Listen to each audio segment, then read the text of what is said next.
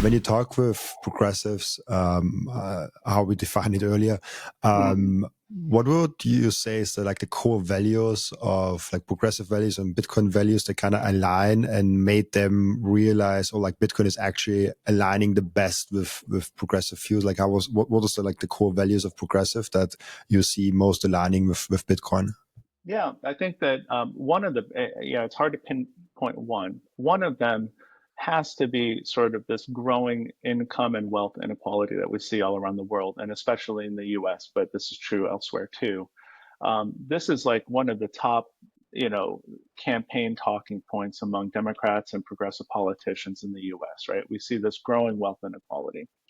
And sort of the voters are following along. Yeah, this is bad. This is harmful. If it gets too far, then society is going to really struggle. All of these things are probably true. But nobody's talking about sort of the root causes of that, or taking it one step lower, or thinking about what the base level system is doing to enable that. And so what I like to really do is talk about sort of the role of the current financial system and the role of Bitcoin, and really kind of convince people or talk to them about how this isn't just a couple of greedy individuals who are able to sort of bend the rules because they're billionaires and the rest of the system is completely healthy. This inequality that we see, and this extreme wealth inequality, I'm not talking about everybody needs to be equal. I'm talking about extreme wealth inequality that can cause social unrest. That's baked into the system, right? So it's not just oh, well, everything's fine except for a couple of bad people, right? If we can get Elon Musk and Jeff Bezos under control, then everything's fine. The truth is that the inequality that we see is baked into the system of the current financial markets, and we have the Cantillon effect, and we see people who have influence over government and close connections to the banks get first access to the money, and inflation is hurting everybody else. They're able to get hard assets and resources, and it just exacerbates that wealth inequality. Well, that's in the system. So what can we do about that, and how can we think about Bitcoin as an alternative system? So that's one example. I think that there's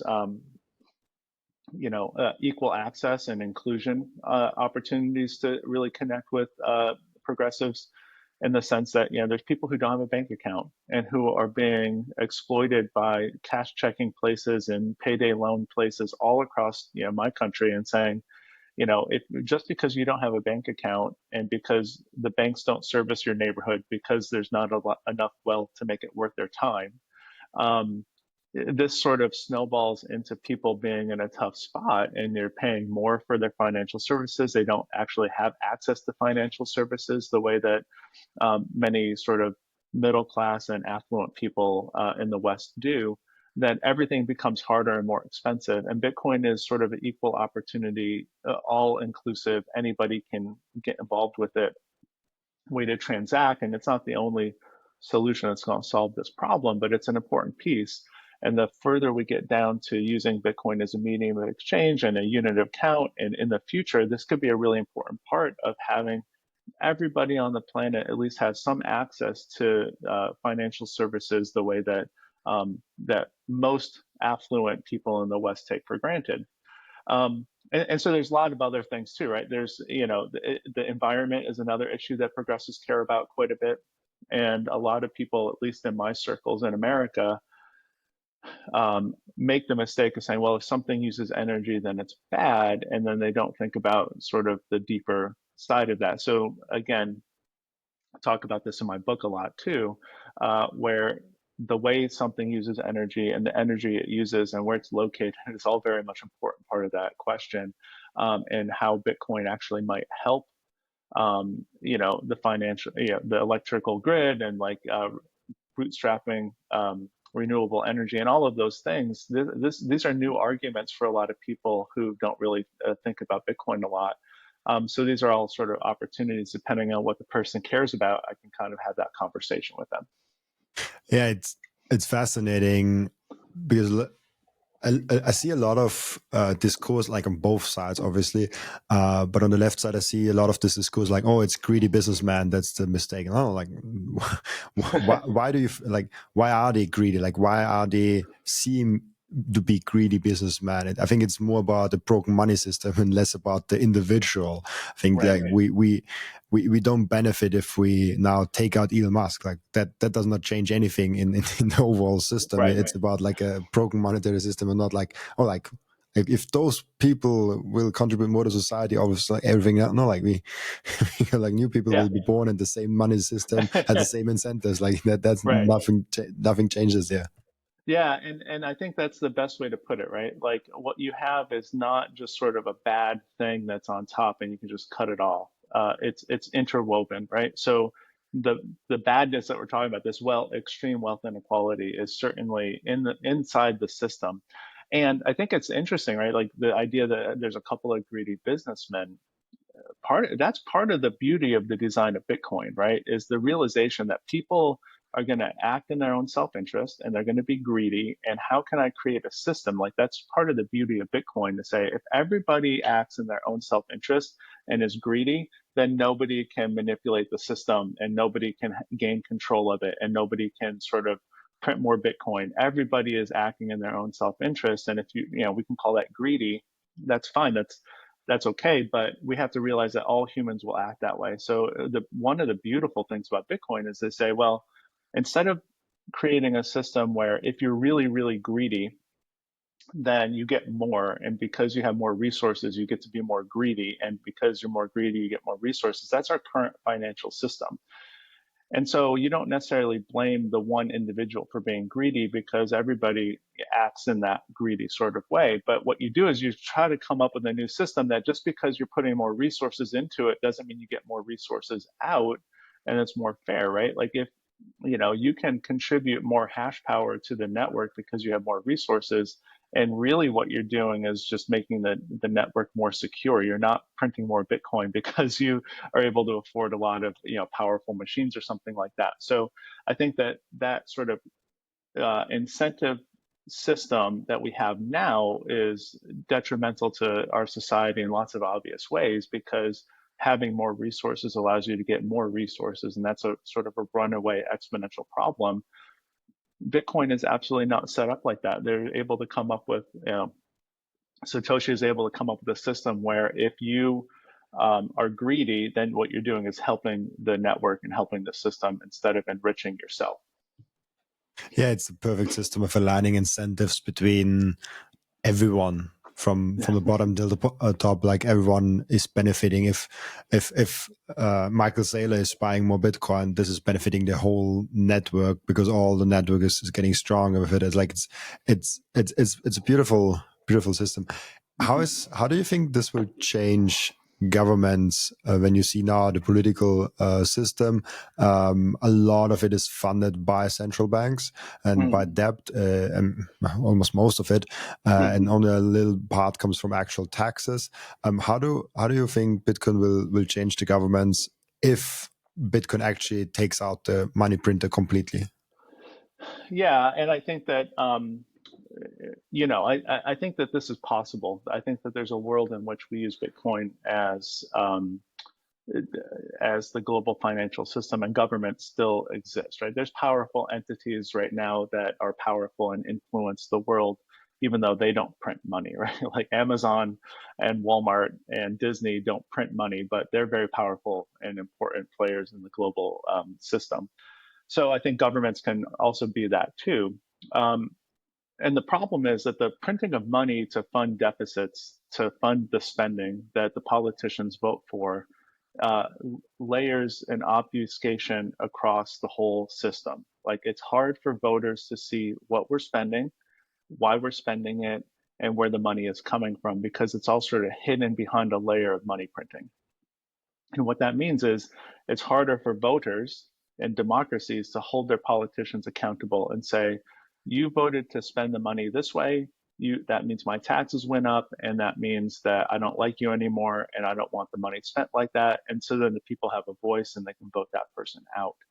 Um, but we don't have that right now, because what happens is everybody gets a little bit of something from their politician. The taxes really don't go up ever or by a lot, because it's being funded by the money printer. And so there's no accountability. There's no transparency on the part of the politicians to say this is a priority. It costs money, and this is how I want to do it. I want to raise taxes, and if you think this is a priority, and you think we should raise taxes to do this, then vote for me. Nobody has to do that right now. And so you get a bunch of politicians who all want to spend money, and this is left and right, Democrats and Republicans, but they're never held accountable to say, oh, this is how your spending affected me in an obvious way, right? We know that the central bank printing money to fund these deficits and buy all the bonds and allow the government to run these deficits hurts people sort of in an opaque way, because the inflation goes up and it's harder to buy goods and services. But there's no direct link to your policies have caused this bad thing to happen. And so if we are in a system where central banks can't print money anymore because the population demands that we use Bitcoin because it's a more fair and just system, then all of a sudden the politicians can absolutely come up and say, listen, I think there should be a safety net for people who get hurt on the job, and the government should step in and help those people, and this is what it costs. And if you think that's worthwhile and something that our society should have, then vote for me, and this is what your taxes will be. It's a much better system than what we have now, which is everybody gets something. It all runs very inefficiently. It's all sort of promises. Nobody has to actually account for what their policies are costing. I would much rather see a system like that in place, and that includes things like, unemployment insurance or healthcare or education or going to war. Like, I feel like the people, the voting populace in democracy should have much more of a direct link to, this is something I care about. And maybe you do, like, you need to defend your country and going to war is the right call and everybody thinks so, and so you vote for that or something like that. But I think that right now we have a system that we're led by people who don't have any accountability. So I feel like that's the number one way that I see Bitcoin influencing in the long term. This is not like something that happens in the next election cycle, but I do think that it has a potential to influence the way politicians operate in the long term. And in the short term, my whole goal is to get Bitcoin becoming less partisan. Just like I want politicians and voters on both sides of the political aisle to actually appreciate Bitcoin as a tool, and realize that it could do bad things, but it could do a lot of really good things too. And the more people that we have using it for good things, the better our world will be. And so my goal eventually, like in the short term, within my lifetime, is to really serve as a proponent for Bitcoin being treated like, well, the internet. There's no politicians who are saying we should get rid of the internet now. And just sort of something that exists and something that we need to deal with. But it's not a hyper partisan issue where Democrats and Republicans or left versus right are fighting about it anymore. I just want it to be a normal thing that exists. I love that, and I want to get into this also with Donald Trump and the Bitcoin conference that I was there and stuff like that. But one thing before that is, I love the idea of a free competition between ideas. I think that's what politics actually should be. Like, politics is the place where we negotiate between each other how we live together. Yeah. And the best ideas should win in that, and not the ideas with the best funding, or not the ideas that kind of sound good but are actually not good because they have not been done enough research. So like that, there should be a free competition of ideas. I think Switzerland is a good one good indicator of like how a direct democracy can work. It's not perfect. It's far from perfect, probably. I'm not from Switzerland, but I think free competition of ideas is always the best case, and taking away the money printer is really important for that. And I have one more interesting point, and I'm curious what you think about. You said in the beginning of like Amazon and Apple cannot create money. I would almost argue, because they have such a good credit rating and get like millions of or billions of dollars for like 0% interest rate. So like if someone asks me like, oh, do you want like $1 billion with 0% interest rate and you have to pay it back in 10 years? Yeah, of course, I'll take it. I'll buy some Bitcoin and I'll give you the $1 billion back in 10 years. It's almost like they don't have money printer, but it's almost a money printer, indirect money printer. How do you look at that?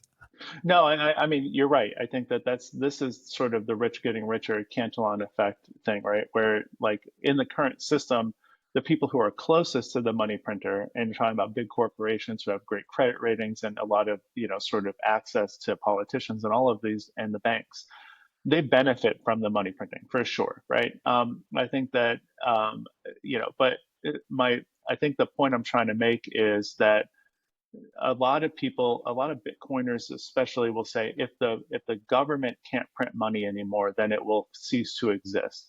And so all I'm trying to say is that if the government can't print money anymore, it can still serve to be sort of our societal, like, how do we want society to look? And it can also like tax and spend a lot of money. It just can't create the money out of thin air. So I'm only making the point that governments can still exist without a money printer, and they'll probably be a lot better and more efficient and more responsive and more transparent if they do. Thank you for watching this video. This was only a snippet of the podcast. And if you want to watch the full episode and get all of the context of this episode, you can click right here or here. Oh, maybe also here.